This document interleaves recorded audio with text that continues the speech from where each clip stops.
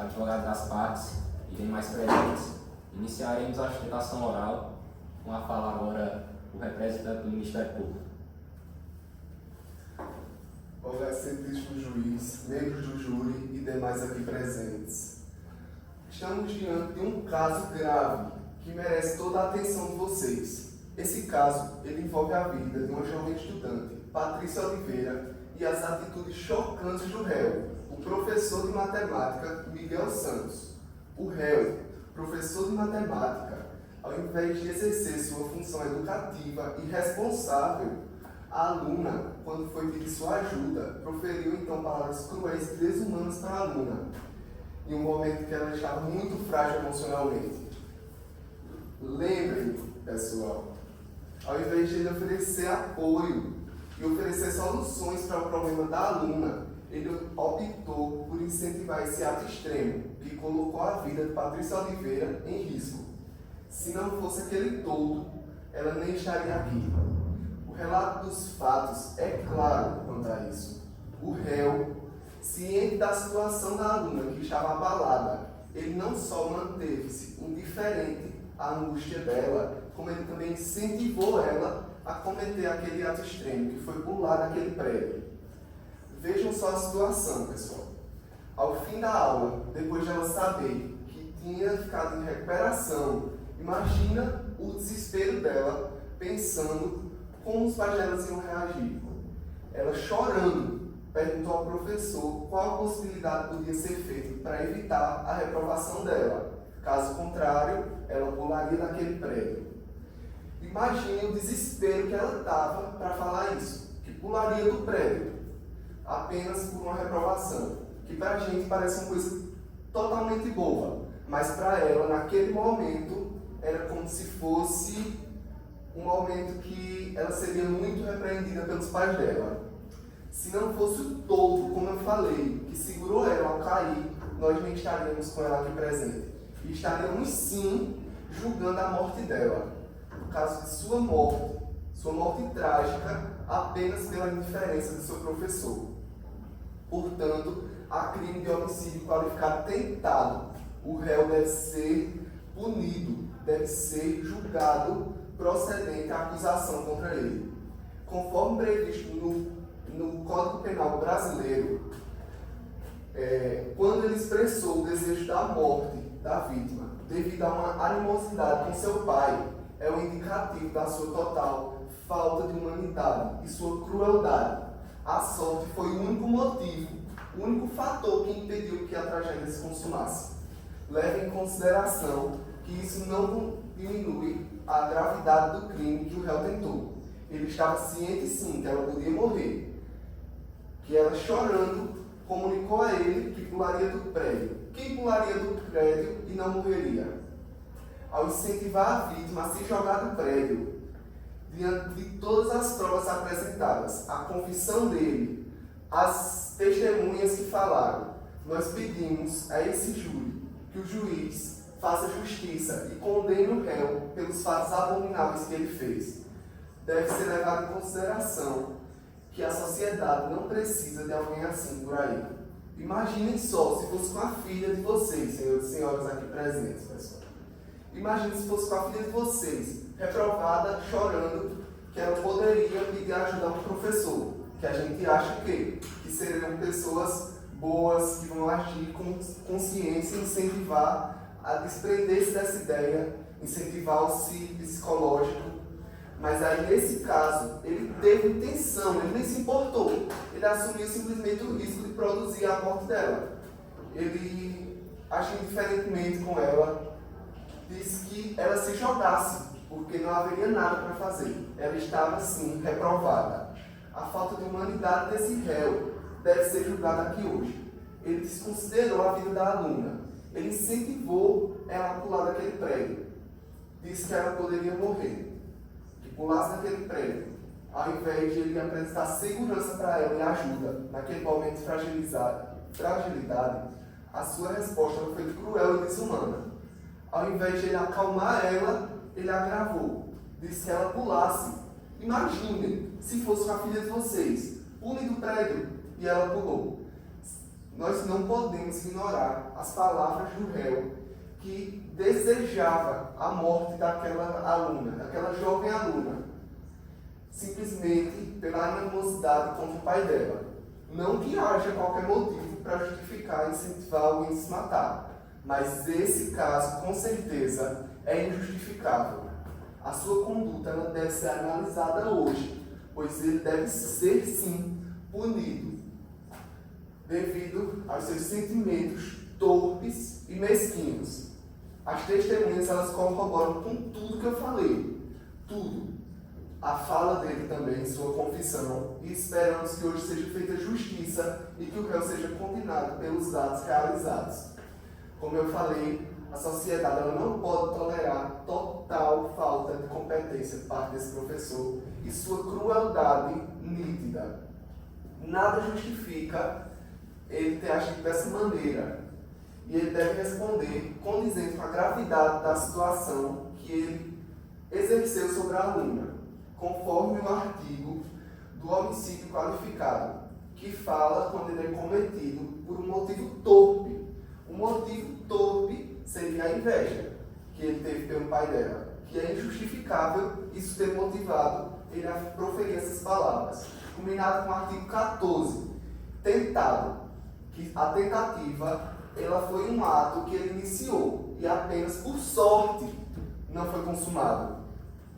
Então, portanto, finalizo aqui sabendo que esse caso vai ser julgado contra o réu, o professor de matemática que incentivou a aluna a pular do prédio.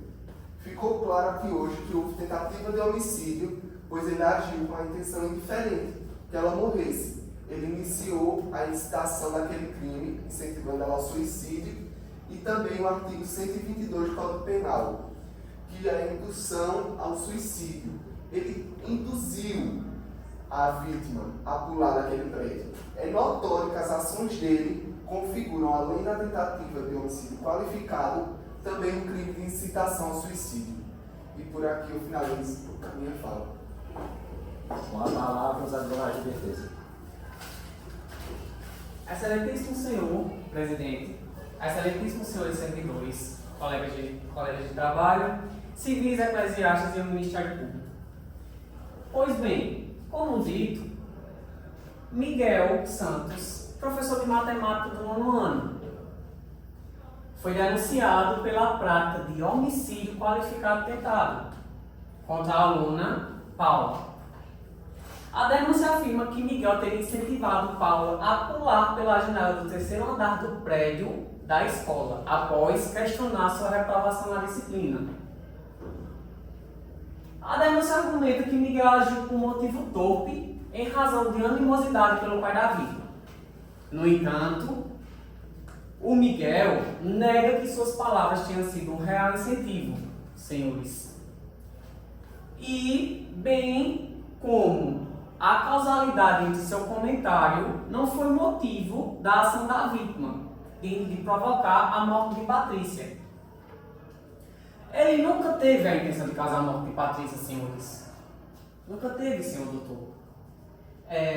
Ele usou das suas palavras um momento insensato, um momento de raiva. Ele não incitou intencionalmente para que se jogasse do prédio. Onde existe dolo nisso? Qual a intenção dele? As palavras de Miguel não foram causas diretas de tentativa de suicídio de Patrícia. A decisão da vítima foi escolha autônoma. Foi totalmente autônoma. Ela foi influenciada por ela mesma. E que pressão é essa que ela sofre tanto dos pais que chora de um jeito tão grande? Como estaria a mente dessa menina também? Será, pessoal, senhoras e senhores, vocês acham que realmente o professor conduziria isso por apenas uma palavra? A vítima tem culpa, levando em consideração que o professor estaria exercendo sua profissão em um momento de pico de estresse, ao qual a vítima impôs, tentou subornar o professor, afirmando que pularia para tirar sua própria vida. O professor estava num momento de raiva, num momento de estresse e concordou. Ele não soltou nenhuma palavra, dizendo assim, se jogue, vá, fique se jogando. Que incentivo foi esse? Para mim incentivar assim, se joga, se joga, se joga. Não, ele não incentivou. Ele apenas disse, faça o que você quiser. E o professor só teve a raiva no momento. O método que ele ensina está correto e a aluna quis tirar a autoridade do professor, chantageando ele em sala de aula. Ao qual ele concordou. Ele não ficou incentivando o aluno nenhum a pular de prédio. Em consideração à confissão, a confissão foi obtida por pressão psicológica, não foi voluntária. Foi devido ao pico de estresse e ele confessou que desejou a morte dela. Independente de animosidade que tenha com o pai da criança e tudo mais, as desavenças e tudo, tá vendo que o professor não desejaria a morte de uma criança, mandando ela jogar de um prédio, dizendo, não se realizou, isso não faz sentido, não faz sentido, não faz sentido, doutor. E nesse caso, devido ao estado mental e emocional do réu no momento da confissão, ele não estava em condições de fornecer essa confissão que foi tida dele no momento que se jogou. Dezenas de alunos, centenas de alunos, professores, aquele momento de pressão, foi diretamente levado à delegacia. Foi dito a ele que, pode ter sido dito que ele teria direito de ficar calado. Ele estava numa pressão psicológica enorme, ele confessou por conta disso. Houve inconsistência nessa confissão.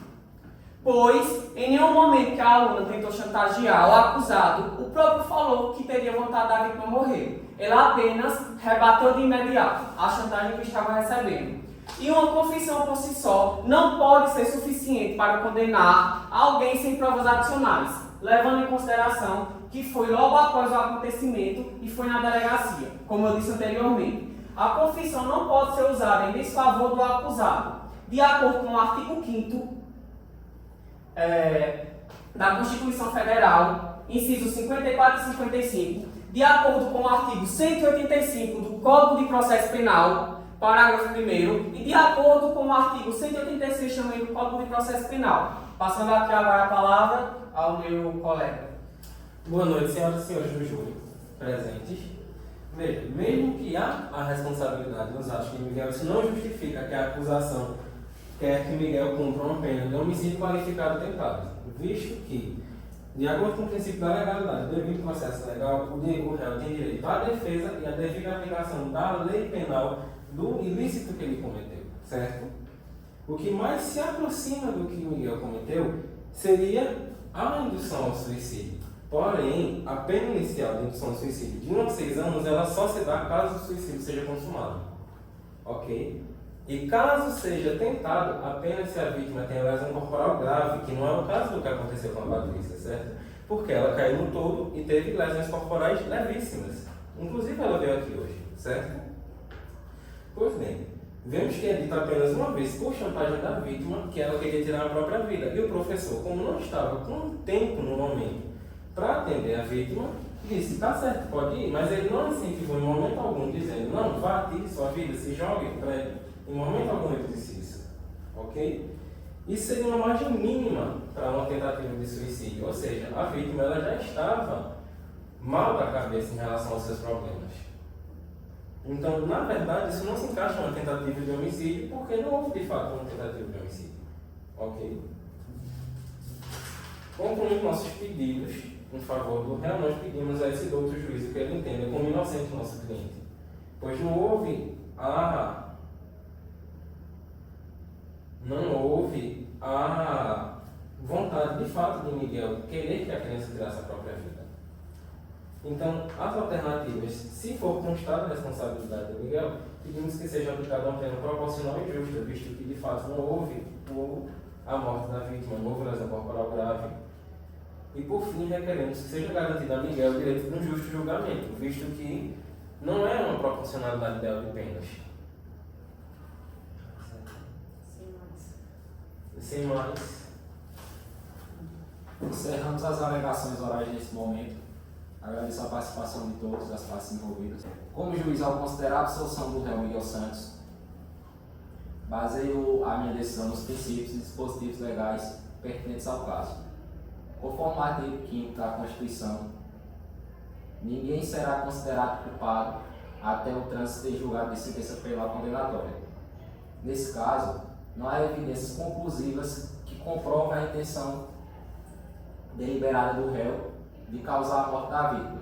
Conforme o artigo 121, inciso 2 do Código Penal, o homicídio qualificado tentado requer a comprovação da vontade livre e consciente do agente de praticar o crime com agravantes específicos. No presente caso, é necessário demonstrar que o réu tinha a intenção efetiva de causar a morte da vítima, o que não foi devidamente comprovado. É preciso analisar a fundo o contexto emocional e psicológico do réu.